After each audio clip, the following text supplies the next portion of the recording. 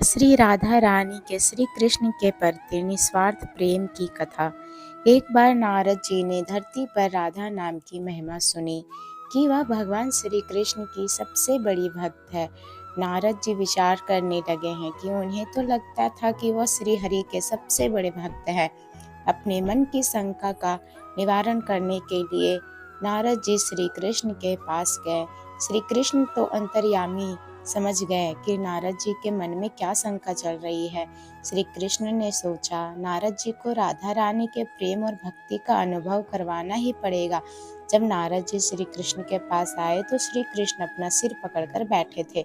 नारद जी ने श्री कृष्ण से पूछा कि प्रभु आपको क्या हुआ। श्री कृष्ण कहने लगे कि नारद जी मेरे सर में बहुत दर्द है। नारद जी ने पूछा कि प्रभु आपके इस दर्द का निवारण कैसे होगा। श्री कृष्ण ने कहा, अगर कोई मेरा सच्चा भक्त अपने चरणों को धोकर उसका चरणामृत मुझे पिलाए तो मेरा सिर दर्द ठीक हो जाएगा। नारद जी सोचने लगे कि मैं श्री हरि का सबसे सच्चा भक्त हूँ, लेकिन श्री कृष्ण को अपने चरणों का चरणामृत पिलाने से मुझे नरक तुल्य पाप लगेगा, इसलिए ऐसा पाप मैं अपने सिर पर नहीं ले सकता।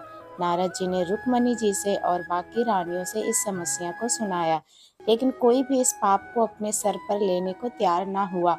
नारद जी को राधा रानी की याद आई कि वह भी तो श्री कृष्ण की सच्ची भक्त है। नारद जी ने जाकर सारा प्रसंग राधा रानी को सुनाया।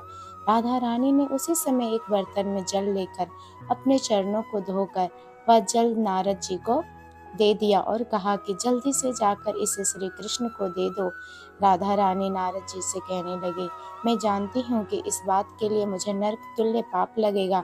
राधा रानी आगे नारद जी से कहा कि श्री कृष्ण के दर्द के निवारण के लिए मैं कोई भी पाप अपने सिर पर लेने को तैयार हूँ। नारद जी श्री कृष्ण के पास गए तो श्री कृष्ण मंद मंद मुस्कुरा रहे थे।